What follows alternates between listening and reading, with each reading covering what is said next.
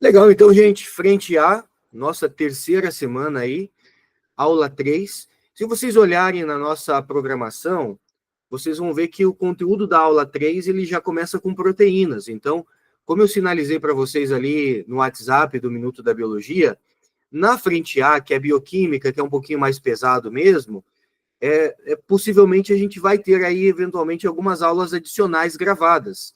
Então, o que, que eu faço? Para a gente não ter que reestruturar a nossa programação e fazer correria, a gente vai tocando aqui na velocidade normal mesmo, tá? A ideia é que todos vocês consigam acompanhar e a cada mês eu faço o levantamento. Opa, estou atrasado na frente A. Aquele conteúdo que eu estou atrasado, o que, que eu vou fazer? Eu vou gravar e aí fica tranquilo, porque eu vou gravar, como eu disse, sempre um algo a mais para vocês, né? Então, sempre entregando mais do que foi vendido para vocês.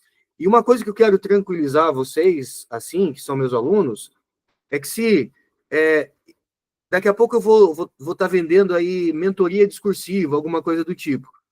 Mas é uma coisa que aqui dentro do Minuto da Biologia eu já faço algo parecido com vocês, quando vocês me mandam as questões discursivas e eu vou dar o feedback para vocês, tá? Então, se tiver algum produto extra, né, daqui a pouco eu vou vender o semi-extensivo, vocês não precisam disso, vocês já têm o extensivo, né? Então, tudo que eu vender novo, e é lógico, né, que eu sempre vou ser bem transparente e dizer, olha, isso aqui você já tem, se for alguma coisa que vocês não têm, eu vou acrescentar aqui dentro do Minuto da Biologia, tá? A turma que começa comigo, tudo que vem novo, tive uma ideia aqui, tive uma sacada e vou fazer uma coisa diferente. Legal, eu vou acrescentar aqui dentro do Minuto da Biologia para vocês, tá bom? Então vamos lá, gente. Biologia A, né? Frente A. A gente está trabalhando a parte de bioquímica.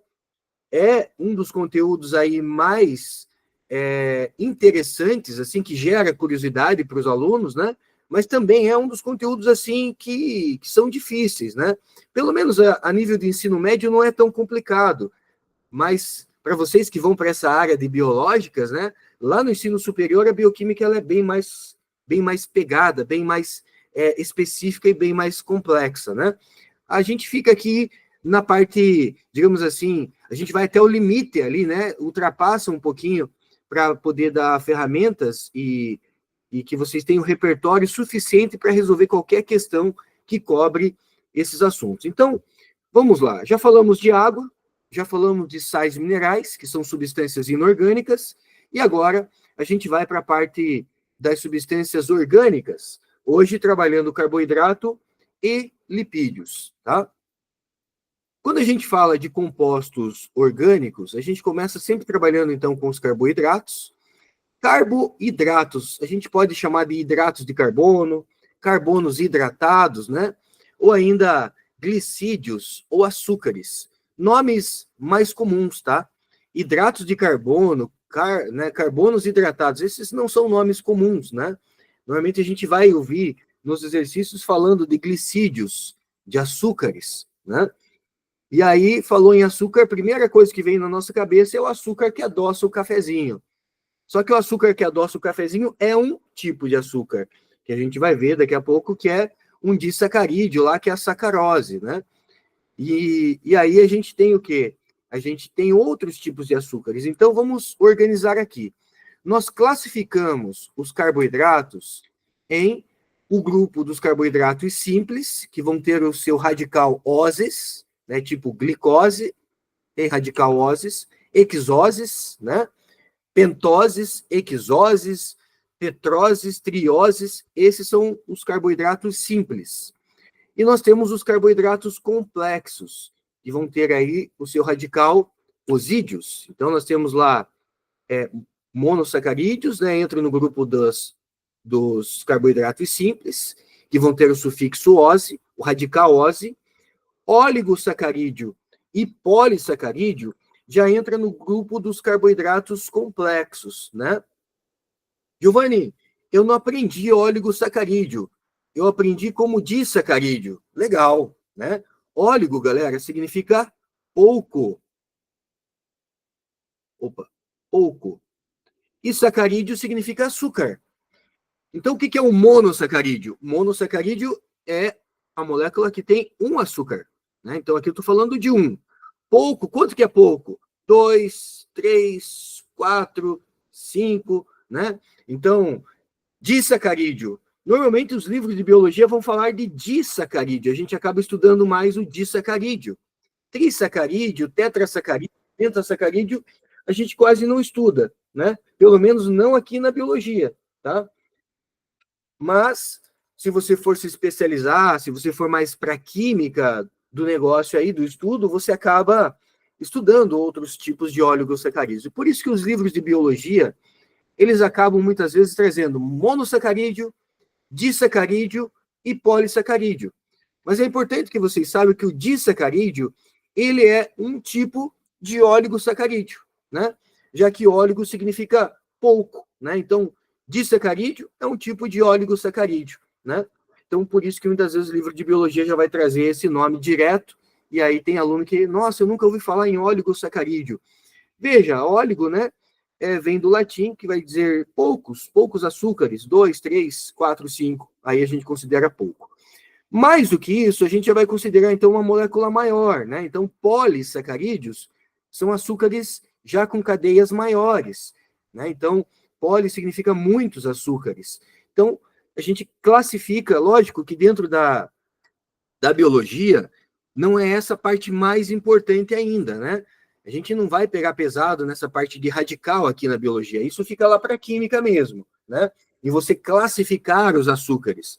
O que a gente tem que saber aqui dentro da biologia é o que a gente vai começar a ver a partir de agora, tá? Por exemplo, se o exercício fala numa pentose, cara, eu tenho que saber que a pentose é um açúcar de 5 carbonos, né? Se o açúcar de 5 carbonos, né, é chamado de pentose, veja, lá na molécula do RNA, você tem a ribose. A ribose, gente, é o açúcar do RNA. Então é aqui que a biologia entra, né? Nessa parte que você tem que dominar. Giovanni, é algo básico isso? É algo básico. Por quê?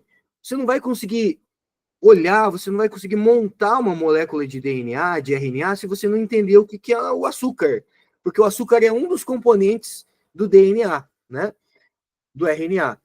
Aqui você tem, então, a ribose. A ribose, gente, é o açúcar do RNA.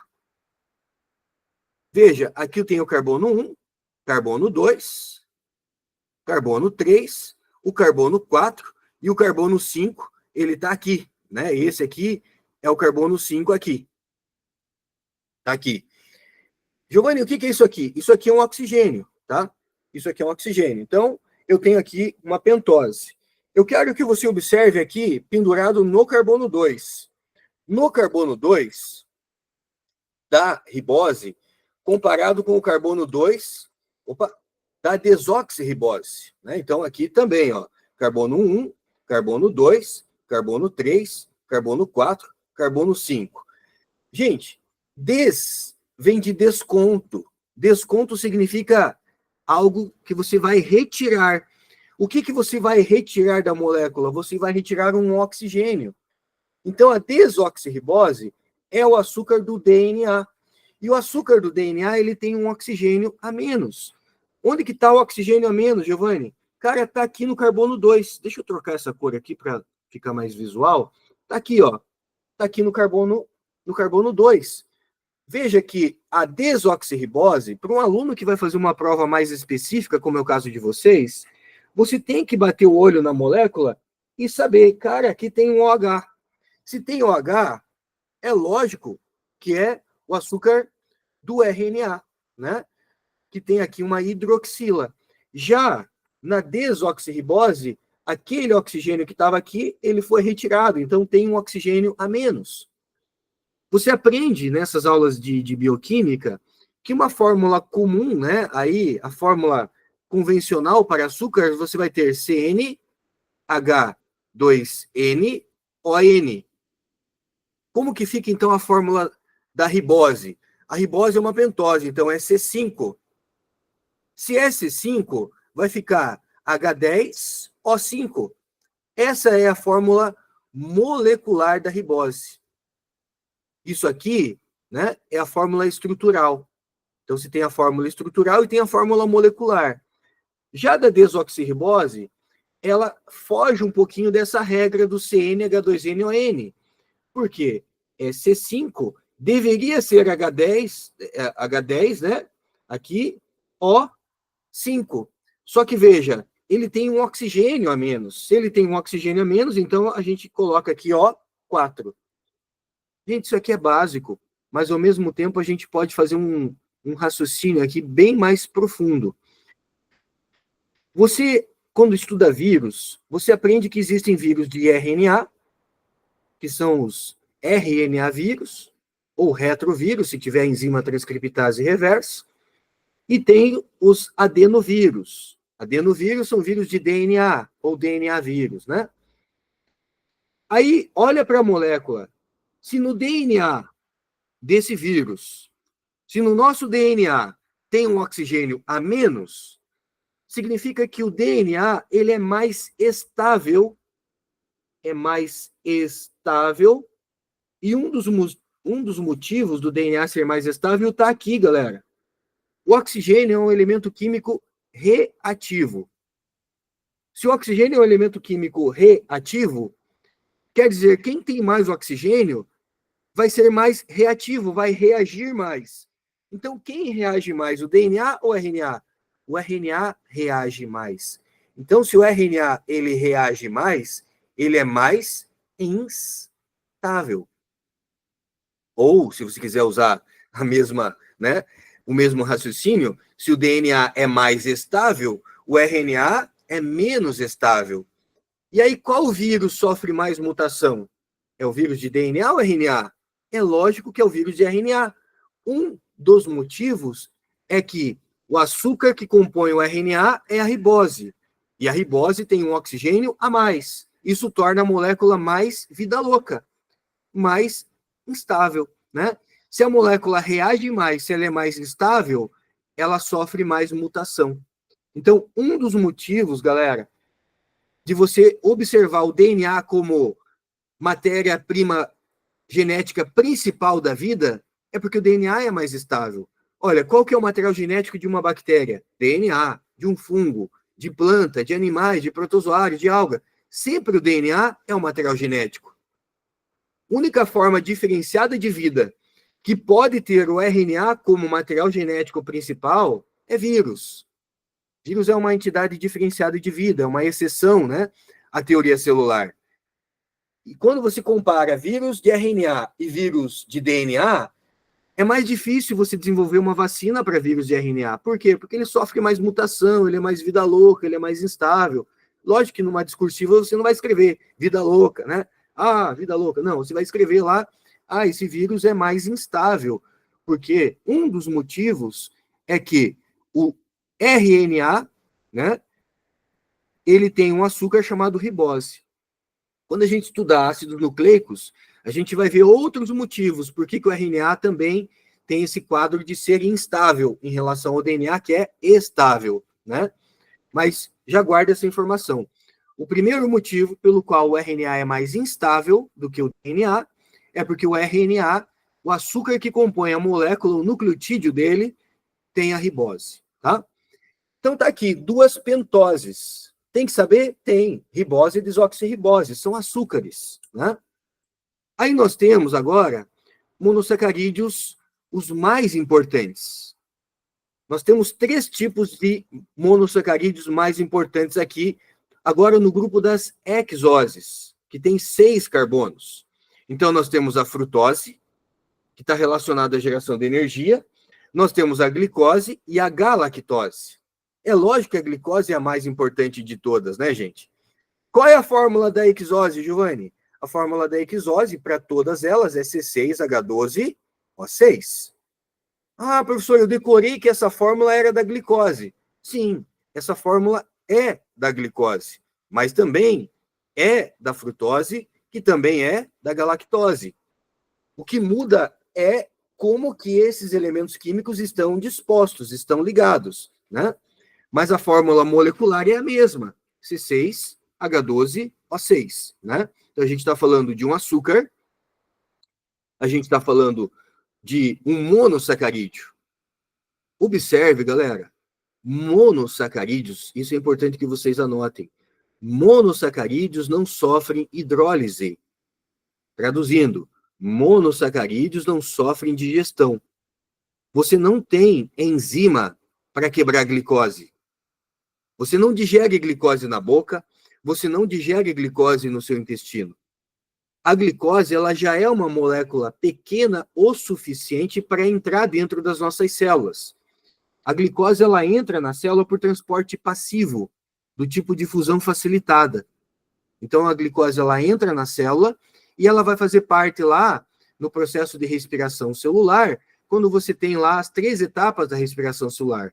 Né? Então, você tem a glicólise, o ciclo de Krebs e a cadeia respiratória. Ah, Giovanni, mas aí dentro da célula ela vai sofrer hidrólise.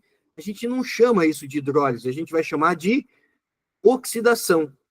A glicose, ela já é uma molécula... Imagine assim, se o açúcar, se o polissacarídeo, que é um açúcar grande, é um muro, é uma parede, a glicose é o tijolo. Quando você chega no tijolo, você não quebra esse tijolo. Você já chegou na unidade fundamental do açúcar. Então, monossacarídeos são unidades fundamentais dos açúcares. Você não vai ter enzima para digerir frutose, glicose e galactose. Por quê? Porque eles não são, né, não sofrem hidrólise. Eles podem entrar em células e serem oxidados, ou seja, para gerar ATP, para gerar energia, tá? E aí, agora a gente vai trabalhar com o segundo grupo dos carboidratos. Se eu falei de monossacarídeo, agora vamos falar de um tipo de oligosacarídeo. Lembra? Tem os monossacarídeos, oligosacarídeos e os polissacarídeos. Disacarídeo, gente, dia 2. 2 o quê, professor? 1 mais 1. Então, eu estou falando de 2 monossacarídeos. Exemplo. Tem só 3, galera, que vocês têm que decorar. Monossacarídeo mais monossacarídeo. Isso envolve uma reação aqui de desidratação, e aí você tem aqui um disacarídeo, né? Então, quando você pega um monossacarídeo, liga com outro monossacarídeo, temos aqui uma reação em que libera água, né? E você tem aqui, então, um disacarídeo. O disacarídeo, ele tem 3 tipos de disacarídeos que você estuda. Glicose mais glicose, nós temos a maltose. Giovanni, que açúcar é esse? Para quem pratica academia, maltose muitas vezes é usado em academias como maltodextrose, maltodestrina, maltodextrose. Por que os atletas tomam maltodextrose ou maltodestrina? Porque é um açúcar pequeno, gente. Disacarídeo é um açúcar pequeno. É um açúcar que ele sofre hidrólise. Nós temos uma enzima, a maltase, né? Lá no nosso suco entérico, lá no nosso duodeno, você tem uma enzima chamada maltase, que quebra a maltose. Então, o disacarídeo, ele é hidrolisado, ele sofre hidrólise, para depois você absorver a glicose no seu intestino. Então, quando a gente estudar a digestão, você vai ver, lá no intestino, lá na porção do duodeno, existe o suco do próprio intestino, que é o suco entérico, que tem uma enzima chamada maltase. Aí você tem glicose mais frutose. Nesse caso, nós temos o açúcar do cafezinho, o açúcar da cana, o açúcar da beterraba, é a sacarose. Quando você consome sacarose, você tem no seu intestino, lá no duodeno, suco entérico, uma enzima chamada sacarase. Então, nós quebramos a sacarose em glicose mais frutose, para depois, então, absorver, né? E você tem glicose mais galactose, que forma um açúcar. Gente, cuidado. Eu vejo muitos alunos, às vezes, confundindo que a lactose é a proteína do leite. Falso. Lactose não é proteína. Lactose é um açúcar. Que tipo de açúcar? Um disacarídeo. Né? Então, a gente tem aqui a lactose como um disacarídeo. Professor, como que funciona aquela questão da intolerância à lactose? Pois bem, para você digerir, para você hidrolisar a lactose, você hidrolisa como? Você quebra com uma enzima. Qual a enzima? Lactase. Quem que produz essa enzima? O nosso intestino, o duodeno, o suco entérico. tem lactase. Só que algumas pessoas vão parando de produzir lactase ao longo da vida. Conforme a gente vai envelhecendo, cada vez a gente produz menos lactase. Então é comum, galera, que conforme a gente vai envelhecendo, que a gente vá sentindo sintomas de intolerância à lactose. Tem pessoas que têm sintomas mais severos, tem pessoa que tem sintomas mais leves, que às vezes a intolerância ela não é tão severa. Por quê? Porque às vezes a pessoa produz um pouco de enzima. Tem gente que já não produz nada, e aí os sintomas são mais severos. Como que eu resolvo a intolerância à lactose? Se eu não estou produzindo a enzima, eu tomo um comprimido que é a própria enzima. Quando você compra leite zero lactose no supermercado, um produto zero lactose, não é que a lactose foi extraída do leite. Não, gente. Vocês vão ver que nos ingredientes está lá leite e contém lactase. Eles adicionaram a enzima na fórmula. E a enzima faz o quê? Ela vai quebrar essa lactose ainda dentro do recipiente. Quando você consumir aquele leite, a lactose já foi quebrada em glicose mais galactose. E aí, glicose a gente consegue absorver no intestino, galactose a gente consegue absorver. Então, são 3 disacarídeos que você tem que decorar. Maltose, glicose mais glicose, sacarose, glicose mais frutose, e lactose, que é a glicose mais galactose. Giovanni, me ajuda a decorar, vamos. Todas elas têm glicose. Uma vai repetir.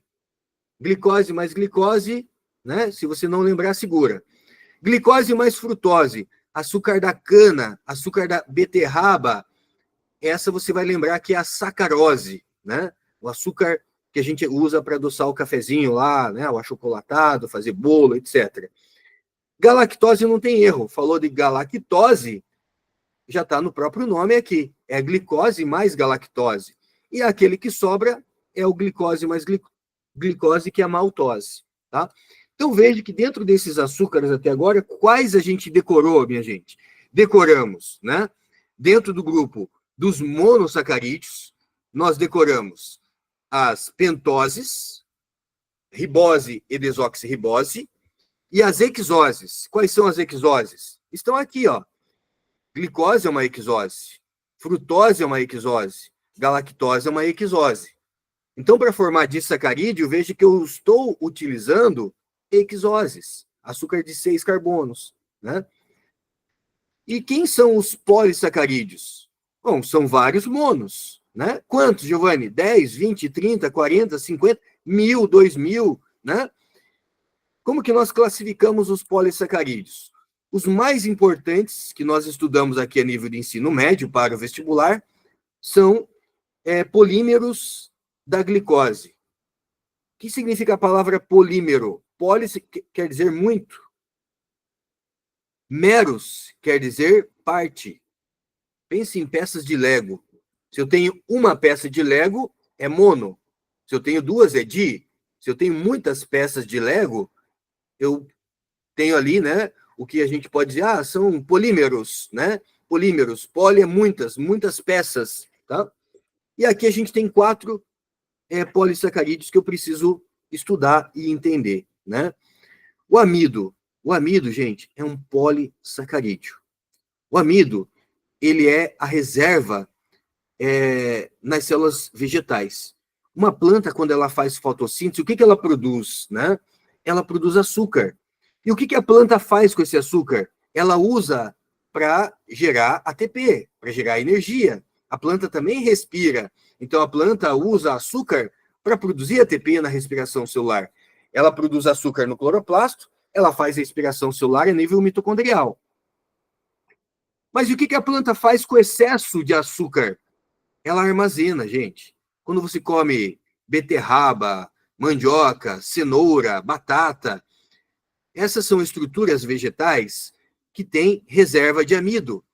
O amido, imagine que é uma molécula que tem muitas glicoses. Então, quando você come amido, pão, batata, pizza, macarrão, você está consumindo um açúcar muito grande, a digestão do amido começa na boca. A gente começa a quebrar o amido na boca e termina de digerir os açúcares no nosso intestino. Então, a gente gera energia, né, a partir do que a gente come. O amido é um exemplo. Mas no vestibular, qual é a reserva energética das plantas? É o amido. A reserva energética dos animais não é amido. Quando você consome muito açúcar, o que você faz com o excesso de açúcar? Você armazena no seu fígado. Quanto que você consegue armazenar de glicogênio no seu fígado? Glicogênio. Gente, a natureza é interessante. Nós conseguimos armazenar 400 gramas de glicogênio. Sabia que 400 gramas de glicogênio é o suficiente para você se manter um dia sem comer? Então, se você faz um dia de dieta, um dia de jejum, né, de dieta zero, né, um dia de jejum, da onde que vem o teu açúcar? Vem do fígado. O teu fígado tem uma reserva de açúcar lá, que é o suficiente para te manter saudável por um dia. A partir do segundo dia de jejum, você já começa a passar mal, você já começa a ter sintomas, muitas vezes até de hipoglicemia. Por quê? Porque aquele açúcar que estava reservado no teu fígado, ele já esgotou, né? E aí você precisa compensar através de outras vias para tentar otimizar algum açúcar para você poder manter o teu cérebro funcionando. Porque 90% da energia que o teu cérebro usa vem da glicose. Por isso, vou fazer uma prova muito longa. Leva um açúcar para você comer. De preferência, né? Uma barrinha de cereal, leva um chocolate. Se for levar chocolate, tem que ser um chocolate amargo, porque o chocolate que tem muito açúcar vai te dar sono, o chocolate amargo faz o efeito contrário, né? Então, o ideal é o chocolate amargo ali para levar numa prova do Enem, né? Aquele 70%, né? Amargo lá é interessante, porque ele te dá o açúcar, mas ao mesmo tempo ele não vai te dar sono, né? Mas uma outra informação importante. Uma das características compartilhadas por fungos e animais é que a reserva energética de fungos também é glicogênio. Então, animais armazenam glicogênio, fungos também armazenam glicogênio. E a celulose? A celulose ela tem função estrutural. Então, a gente falou de 2 polissacarídeos com função de reserva, e agora a gente vai falar de 2 polissacarídeos com função estrutural. A celulose está na estrutura das células vegetais. Ela é componente da parede celular. E a quitina, ela é um açúcar. Cuidado, pegadinha. Ai, tudo que termina com ina é proteína, professor. Quase tudo. A quitina não, tá? A quitina não é proteína. A quitina é um carboidrato nitrogenado. A quitina tem nitrogênio na sua fórmula, o que é uma exceção, tá? Por isso que dá esse nome, quitina, por causa de ter nitrogênio na fórmula. Mas a quitina é um carboidrato com função estrutural.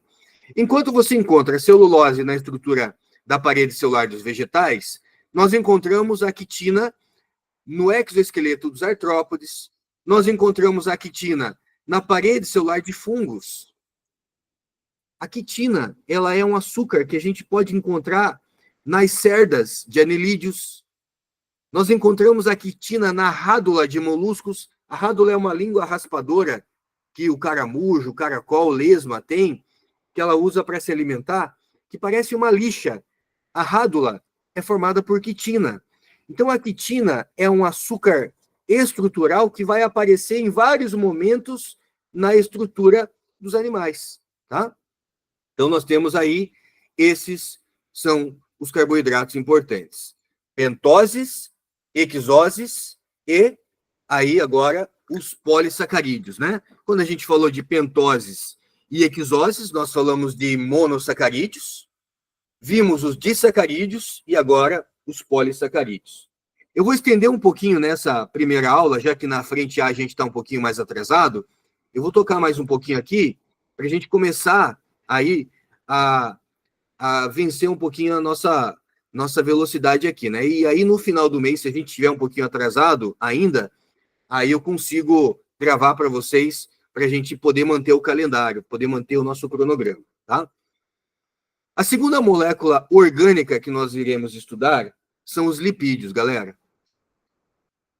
Lipídios são moléculas apolares.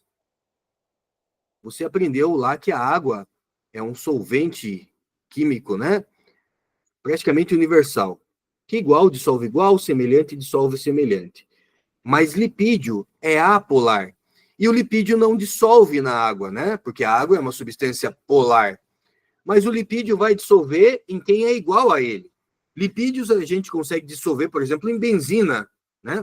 A benzina é uma substância apolar. Igual dissolve igual. E os lipídios a gente vai classificar com função energética e função estrutural. Gente, isso aqui que eu vou passar para vocês agora é muito legal. Por que eu consigo gerar mais energia com lipídio do que carboidrato? Imagine que você tem aqui um recipiente com 1 grama de açúcar. Quando eu falo açúcar, pense em carboidrato. Imagine que eu tenho um recipiente aqui com 1 grama de lipídio, de gordura, tá? Você consegue gerar 2,25 vezes mais energia com a mesma quantidade de lipídio. Por quê, Giovanni? Porque, veja, quando você vai oxidar o açúcar, você usa uma determinada via metabólica. Quando você vai oxidar gordura, você usa outra via metabólica, que é a preferidinha da célula, que é a famosa beta-oxidação. A gente vai estudar isso mais adiante quando falar de respiração celular. E outro motivo, gente, o açúcar é uma molécula polar. Então, imagine que eu tenho aqui uma molécula de açúcar, imagine que eu tenho aqui uma molécula de gordura. O açúcar, como ele é uma substância polar, ele vai segurar a água com ele. Então, dentro desse 1 grama, nem tudo é açúcar. Dentro desse 1 grama tem água, tá? Tem açúcar, mas dentro desse 1 grama tem água. Então, quando eu falo 1 grama de açúcar, é 1 grama de açúcar mais água. Na química, você aprende isso aqui como camada de solvatação. O que é uma camada de solvatação? Se o açúcar tem a sua polarização aqui, vamos supor que se ele é positivo, a água tem o seu polo negativo. Então, a água é atraída pela molécula de açúcar. E aí você tem, então, aqui uma molécula de açúcar mais água. Então, 1 grama de açúcar não é só açúcar, é açúcar e água. Agora, 1 grama de lipídio, gente, é só lipídio. Então, é por isso que não é mágica, né? Quando eu falo 1 grama de gordura é mais energético do que 1 grama de açúcar, é porque 1 grama de gordura é só gordura. E 1 grama de açúcar, 1 grama de carboidrato, tem água, né? Devido à camada de solvatação. Devido ao açúcar ser polar, né? Então, veja, é interessante. Faz com que eu armazene em menor espaço uma molécula que é mais energética. Por isso que a natureza, de alguma forma, nos fez armazenar lipídio, armazenar gordura e não carboidrato. Você até armazena carboidrato lá no seu fígado na forma de glicogênio, mas aquele carboidrato que você armazena mesmo, né, as nossas gordurinhas aqui que nos dão energia a longo prazo, isso, gente, é gordura, né? Porque é mais energético e gasta e ocupa menos espaço, porque 1 grama de açúcar vai ocupar espaço também de água. A gente teria uma retenção de líquido muito maior, tá? Mas os lipídios também têm outras funções, gente, como composição química da membrana celular. A gente vai ver aqui agora, né, a estrutura desses açúcares, começando pelo grupo dos glicerídeos. Quem são os glicerídeos? 2 tipos: óleos, que são reserva dos vegetais, e a gordura, que são as reservas dos animais. Então, os animais reservam gordura. Os vegetais reservam óleo. Tá? Então, essa palavra óleo está associada a uma reserva vegetal, gordura a uma reserva animal. Por que eu chamo de glicerídeo? Porque o álcool é o glicerol. Então, você tem aqui o glicerol mais 3 ácidos graxos, ó. Por isso que você chama de glicerídeos. Giovanni, esses são os triglicerídeos? Sim, triglicerídeos. Esses são os triglicerídeos. Ah, então, os glicerídeos, gente, eles são as gorduras. Então, no caso dos animais, né? E eles têm como álcool o glicerol. Tá? Aí, o segundo grupo dos lipídios é o grupo dos cerídeos, que são as ceras. qual a função das ceras? Detalhe, né? Eu comentei aqui, mas eu não falei. Qual que é a função dos glicerídeos? Se ele é reserva animal, reserva energética, né, gente? Então, a função dos glicerídeos, para nós, é armazenar gordura, uma reserva energética. Qual a função das ceras? Para uma folha, é impermeabilização da folha, para que a folha transpire menos, perca menos água. Então, para que serve uma cera? Ela vai impermeabilizar a folha. E nos animais, a cera do nosso ouvido é um cerídeo. Ela tem uma função, caso você tenha contato com bactéria, né? Ela tem uma função de matar bactéria, tem uma função antibiótica. Por isso que limpar totalmente o ouvido não é recomendado. Aquelas pessoas que limpam muito o ouvido e ainda assim praticam natação, já está com contato ali com um ambiente que está propício à contaminação. E aí não tem cera no ouvido, geralmente vai estar com problema de dor de ouvido. Então é importante limpar a orelha, é importante limpar até onde a gente alcança aqui com o dedo. Mas lá dentro é importante que tenha cera, porque se é uma porta de entrada para micro-organismo, a cera vai nos proteger, então ela tem uma função de proteção. Também na questão da colmeia lá para as abelhas, né? Tem a função ali de proteção ali para as abelhas. Agora a gente vai para uma classe de lipídios que são os esteróis.